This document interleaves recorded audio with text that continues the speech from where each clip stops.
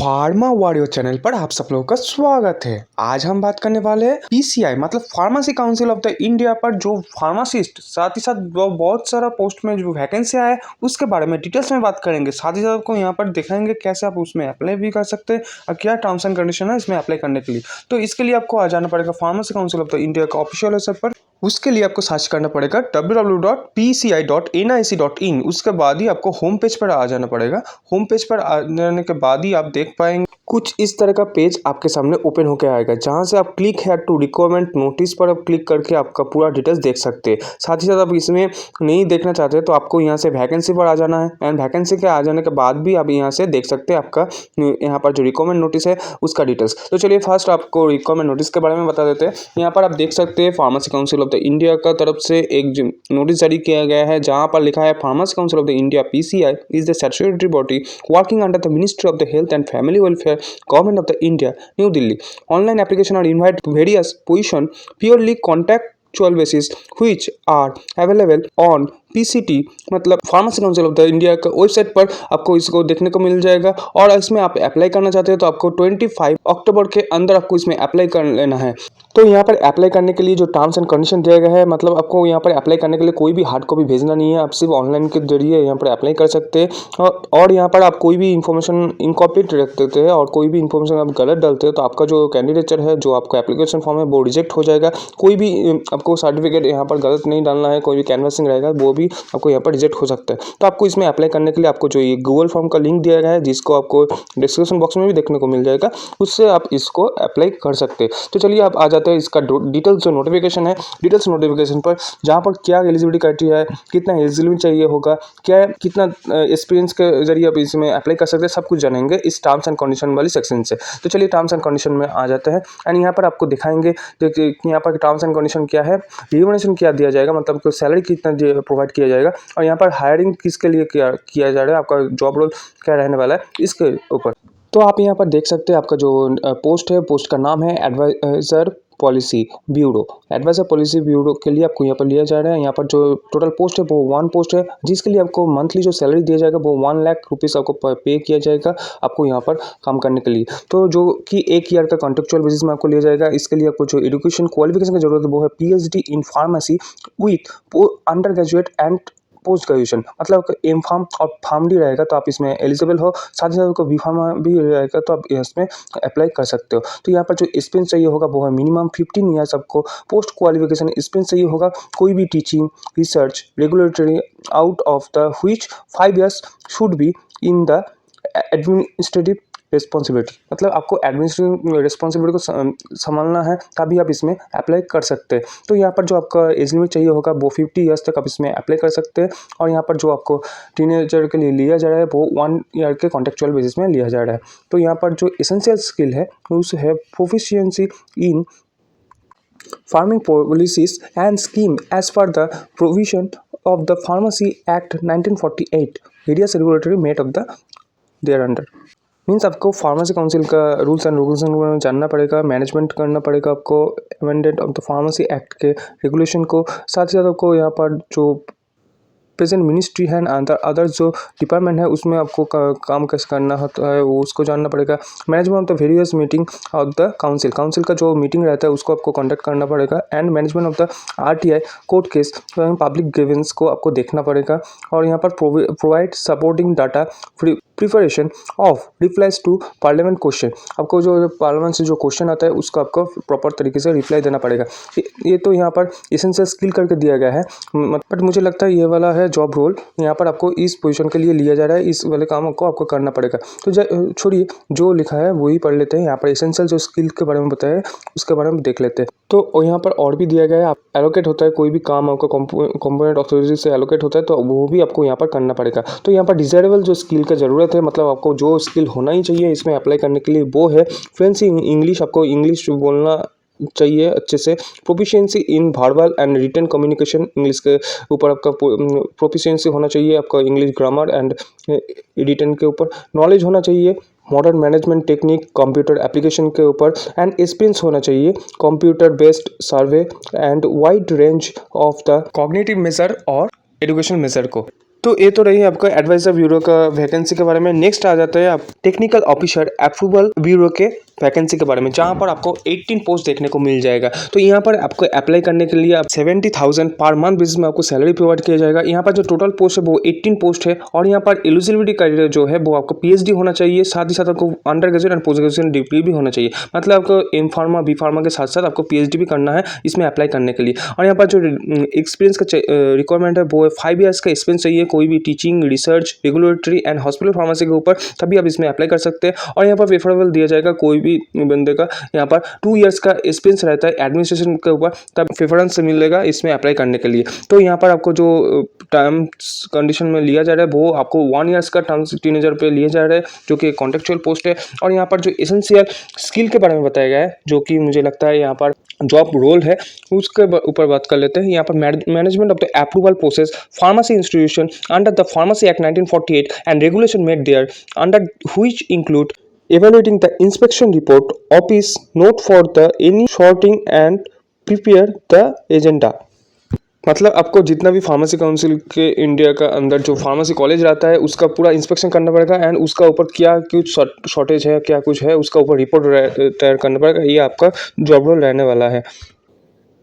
And इसका ऊपर ही आपको सपोर्टिंग डाटा रेडी करना है, एंड उसका ऊपर ही आपको काम करना है। इसके ऊपर ही आपको अथॉरिटी आपको काम दिया जाएगा, उस काम को आपको संभालना है। तो यहाँ पर जो डिजायरेबल स्किल है, जो कि मैंने पिछले बार बताया था, इसमें आपको फ्लुएंसी इंग्लिश होना चाहिए, आपका यहाँ पर नॉलेज होना चाहिए प्रॉपर मैनेजमेंट का, एंड आपको यहाँ पर कंप्यूटर नॉलेज भी होना चाहिए, तभी आप इसमें अप्लाई कर सकते हैं। तो उस पोस्ट के लिए आपको जो एज लिमिट चाहिए होगा वो 35 ईयर्स तक आप इसमें अप्लाई कर सकते हैं। तो नेक्स्ट जो पोस्ट है वो है आपका टेक्निकल असिस्टेंट पॉलिसी ब्यूरो का वैकेंसी, जहां पर आपको 8 वैकेंसी देखने को मिल जाएगा, जहां पर आपको सैलरी दिया जा रहा है वो है 60,000 पर मंथ बेसिस में सैलरी आपको प्रोवाइड किया जा रहा है। यहाँ पर आपको एसेंशियल जो क्वालिफिकेशन है वो है एम फार्मा होना चाहिए, कोई भी PCI अप्रूव फार्मेसी कॉलेज से आपको पास होना पड़ेगा। यहाँ पर जो एक्सपीरियंस चाहिए होगा वो है 3 ईयर्स का एक्सपीरियंस चाहिए होगा टीचिंग का, रिसर्च का एंड रेगुलेटरी और हॉस्पिटल फार्मेसी का, एंड और यहाँ पर प्रेफरेंस दिया जाएगा कोई भी आपका डिपार्टमेंट पर 1 ईयर का एडमिनिस्ट्रेटिव कोई भी पोजीशन का नॉलेज रहता है तो आपको इसमें जरूर प्रेफरेंस मिल जाएगा।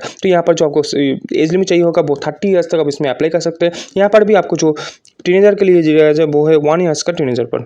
तो यहाँ पर जो एसेंशियल स्किल का जरूरत है वो है proficiency in the framing policies and the scheme as per the provisional of pharmacy act 1948। और यहाँ पर जो मैनेजमेंट करना पड़ेगा various meeting of the pharmacy council का मैनेजमेंट करना पड़ेगा आपको, RTI court case and public grievance, also providing the supporting data of the preparation of replies to parliament question. Parliament से जो क्वेश्चन आएगा फार्मेसी के उसको आपको आंसर देना है। On any other work assigned by the component authority from the time to time, मतलब आपको फार्मेसी काउंसिल से जो काम दिया जाएगा कंपोनेंट ऑफिस की तरफ से उसको आपको करना है। तो यहाँ पर जो डिजर्वेबल स्किल का जरूरत है वो है fluency in English, proficiency in the verbal and written communication, knowledge of the modern management technique, computer application and experience with the computer based survey.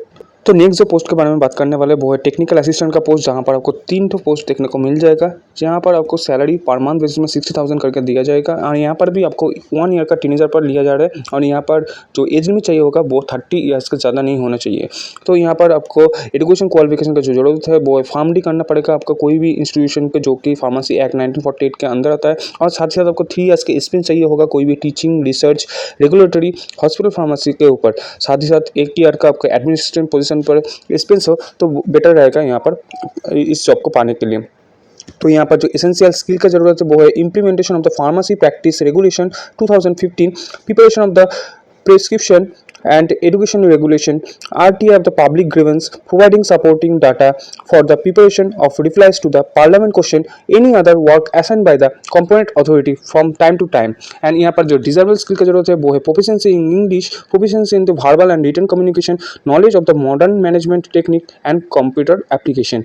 Experience चाहिए होगा computer based survey, wide range of cognitive and educational measures को। Next जो post के बारे में बात करने वाले वो है एसोसिएट HR एडमिन के बारे में, जहां पर आपको एक वैकेंसी देखने को मिल जाएगा। यहाँ पर भी आपको 60,000 करके पर मंथ बेसिस में सैलरी दिया जाएगा। यहाँ पर जो क्वालिफिकेशन चाहिए होगा वो है बी फार्मा के साथ साथ आपको MBA रहना पड़ेगा यहाँ पर अप्लाई करने के लिए। और यहाँ पर जो डिजायरेबल क्राइटेरिया है वो है B pharm plus MBA। A candidate who had experience government office would be preferred, मतलब गवर्नमेंट ऑफिस में कोई भी काम करते हो तो आपको यहाँ पर प्रेफरेंस मिल जाएगा। और यहाँ पर जो आपको एज लिमिट चाहिए होगा वो है 35 ईयर्स तक आप इसमें अप्लाई कर सकते हैं। यहाँ पर 1 ईयर का टीनेजर पर ही सबको लिया किया जा रहा है, तो यहाँ पर भी 1 ईयर का टीनेजर रहेगा।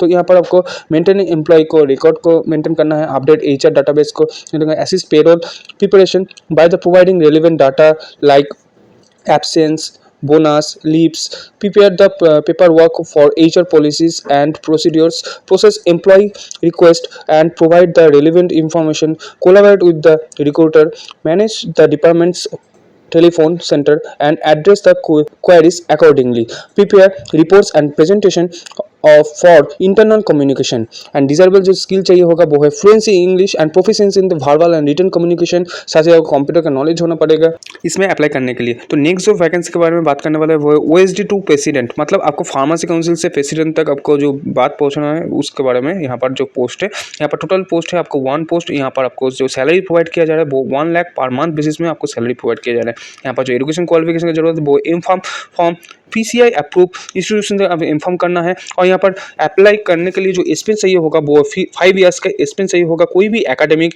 और regulatory research with reasonable administrative experience के साथ। और गवर्नमेंट रिटायरमेंट पर्सन हो तो आप इसमें भी अप्लाई कर सकते हैं। तो गवर्नमेंट रिटायरमेंट पर्सन के लिए आपको 61 ईयर्स तक आप इसमें अप्लाई कर सकते हैं। और यहाँ पर जो इन्फॉर्म के लिए अप्लाई करना चाहते हैं तो उसके लिए जो एज लिमिट चाहिए होगा वो 40 ईयर्स तक आप इसमें अप्लाई कर सकते हैं। यहाँ पर जो टीनेजर रहेगा वो 1 ईयर के लिए आपको यहाँ पर लिया जा रहा है। तो यहाँ पर जो इसेंशियल स्किल का जरूरत है वो है to assist the president to carry out the activities as per the Pharmacy Act 1948 and the regulatory met thereunder and fluency English with good communication skill होना बहुत जरूरी है इसमें अप्लाई करने के लिए। तो यहाँ पर और भी जो डिजर्वेबल क्राइटेरिया है वो आपको मैनेजमेंट करना पड़ेगा, मॉडर्न टेक्निक का जानना पड़ेगा, मैनेजमेंट का जो न्यू रूल्स है उसके बारे में, तभी आप इसमें अप्लाई कर सकते हैं। तो यहाँ पर मैंने देखा यहाँ पर कौन सा पोस्ट फार्मासिस्ट के लिए OSD to president, HR admin, technical assistant, technical officer and adviser bureau. तो इस पोस्ट के लिए आपको अप्लाई करना चाहते हैं तो क्या कुछ करना पड़ेगा, यहाँ पर टर्म्स एंड कंडीशन के बारे में आप डायरेक्टली आ जाते हैं। तो टर्म्स एंड कंडीशन का फर्स्ट पार्ट में बताया गया है आपका जो यहाँ पर पोस्ट है वो इंक्रीज भी हो सकता है, डिक्रीज भी हो सकता है। और आप यहाँ पर अप्लाई करना चाहते हैं तो आपको 25 अक्टूबर के अंदर आपको ऑनलाइन जो फॉर्म है उसको आपको फिल करके भेज देना है। और आप गवर्नमेंट एम्प्लॉय हो फिर भी यहाँ पर अप्लाई करना चाहते हैं तो आपको जो जहाँ पर आप काम करते हो वहाँ से आपको NOC लेना पड़ेगा और वहाँ से आपको भेजना पड़ेगा यहाँ पर आपको एप्लीकेशन को बाय द पोस्ट पे। तो पोस्ट नंबर भी यहाँ पर दिया गया है, तो इसके बारे में हमें ज़्यादा कुछ नहीं बताने वाले हो। तो यहाँ पर जो आप अप्लाई करना चाहते हैं तो जो कैंडिडेट शॉर्टलिस्टेड होगा उसके लिए इंटरव्यू कंडक्ट किया जाएगा, जो कि PCI में means pharmacy council of the India का जो ऑफिशियल एड्रेस है उसमें ही आपको अरेंज होने वाला है। तो जब आप इंटरव्यू देने के लिए जाएंगे तो आपको सारा ओरिजिनल डॉक्यूमेंट्स आपको लेके जाना है और साथ ही साथ आपको एक फोटोकॉपी भी लेके जाना है जहाँ पर आपको सेल्फ अटेस्टेड करके देना है। तो यहाँ पर क्या कुछ चाहिए होगा आपको, ओरिजिनल डॉक्यूमेंट्स, ओरिजिनल क्वालिफिकेशन का सर्टिफिकेट चाहिए होगा, ओरिजिनल डेट ऑफ बर्थ का सर्टिफिकेट जो कि क्लास 10 का एडमिट कार्ड होता है वो आपको देना पड़ेगा। यहाँ पर लास्ट मंथ का पे स्लिप और सैलरी स्लिप देना पड़ेगा, पैन कार्ड देना पड़ेगा और NOC सर्टिफिकेट, आप गवर्नमेंट एम्प्लॉय हो तो NOC सर्टिफिकेट भी यहाँ पर देना पड़ेगा। और ये सब सारा कुछ गवर्नमेंट एम्प्लॉय के लिए है। और लास्ट में आता है आपको maximum age will be relaxed. अब रिलैक्सेशन चाहता है आपका एज का ऊपर तो आपको प्रॉपर जो कास्ट सर्टिफिकेट होता है वो भी यहाँ पर शो करना पड़ेगा। मतलब आप यहाँ पर गवर्नमेंट का जो फैसिलिटी है एज रिलैक्सेशन के वो भी आप यहाँ पर अवेल कर सकते हैं। जो कैंडिडेट शॉर्टलिस्टेड होगा उसका लिस्ट आपको ऑफिशियल वेबसाइट में देखने को मिल जाएगा, साथ ही साथ आपको फार्मा वर्क्स चैनल में भी आप देख सकते हैं। तो चलिए नेक्स्ट आ जाते हैं यहाँ पर कैसे आप अप्लाई कर सकते हैं। तो आपको फिर से आ जाना है वैकेंसी का सेक्शन पर एंड वहाँ से आपको जो गूगल फॉर्म का लिंक दिया गया है उसको आपको क्लिक करके ओपन कर लेना है। यहाँ पर आप कौन सा पोस्ट में अप्लाई करना चाहते हैं उसको आपको सिलेक्ट कर लेना है एंड यहाँ पर आपको अपलोड फोटोग्राफ, आपका नाम, आपका फादर्स का नाम, डेट ऑफ बर्थ, आपका एज, आपका जेंडर, आपका मैरिटल स्टेटस, आपका नेशनलिटी, सब कुछ फिल करके, एड्रेस को फिल करके, आप को कॉन्टैक्ट नंबर देके, आपका ईमेल एड्रेस पुट करके एंड पैन नंबर देके आपको नेक्स्ट बटन में क्लिक कर लेना है। नेक्स्ट बटन में जब भी आप क्लिक करेंगे तो आपको सेकेंडरी का सेकेंडरी जो क्वालिफिकेशन है, मतलब क्लास 10 में कितना मार्क्स है, कहाँ से किए हो, कितने साल में किए हो, सब कुछ यहाँ पर पूछा जाएगा। उसके बाद हायर सेकेंडरी आएगा, उसके बाद आपका ग्रेजुएशन, उसके बाद मास्टर डिग्री एंड उसके बाद PhD का डिटेल्स एंड आपका कौन सा पेपर किए हो कि ना किए हो, सब कुछ यहाँ पर अच्छे से पूछा जाएगा। उसके बाद आपका एम्प्लॉयमेंट का डिटेल्स, सारा कुछ आपको इससे भर के जाना है एक के बाद एक करके। तो लास्ट में आएगा आपका जो स्टूडेंट डिक्लेरेशन एंड आप कहाँ से अप्लाई किए हो और कितने तारीख में किए हो, तो सब कुछ करके आपको सबमिट कर लेना है इस वाले गूगल फॉर्म को। और आप इस गूगल फॉर्म को डायरेक्टली अवेल करना चाहते हो तो जरूर आप जो डिस्क्रिप्शन बॉक्स में आपको लिंक दिया गया है उससे आप डायरेक्टली चेकआउट कर सकते हैं। और इस नोटिफिकेशन का डिटेल्स को आप डायरेक्टली अवेल करना चाहते हैं तो जरूर हमारा जो टेलीग्राम ग्रुप है उस टेलीग्राम ग्रुप को ज्वाइन कर लीजिए। और जिसका टेलीग्राम नहीं है उसके लिए व्हाट्सएप ग्रुप भी है, आप उस व्हाट्सएप ग्रुप में भी ज्वाइन करके सारे इन्फॉर्मेशन डिटेल्स डायरेक्टली पा सकते हैं। तो आशा करते हैं आज का जो वीडियो था वो इन्फॉर्मेटिव रहा हो। इस तरह का और भी इन्फॉर्मेटिव वीडियो देखने के लिए और फार्मा रिगार्डिंग जॉब अपडेट पाने के लिए फार्मा चैनल को सब्सक्राइब करना ना भूले, फ्रेंड के साथ शेयर कीजिए और एक लाइक और कमेंट करके जरूर बताइए इस वीडियो आपको कैसा लगा। साथ ही साथ नोटिफिकेशन डिटेल्स को पाने के लिए हमारा जो Telegram group and WhatsApp group को भी ज्वाइन कर लीजिए। तो आज के लिए इतना तक ही, मुलाकात होगा नेक्स्ट वीडियो में। तब तक keep updates always all time with pharma के साथ बने रहने के लिए असंख्य धन्यवाद। तो स्क्रीन में दिखाया गया और भी जो फार्मा रिगार्डिंग जॉब अपडेट है उसको आप चेकआउट कर सकते हैं। Thank you so much.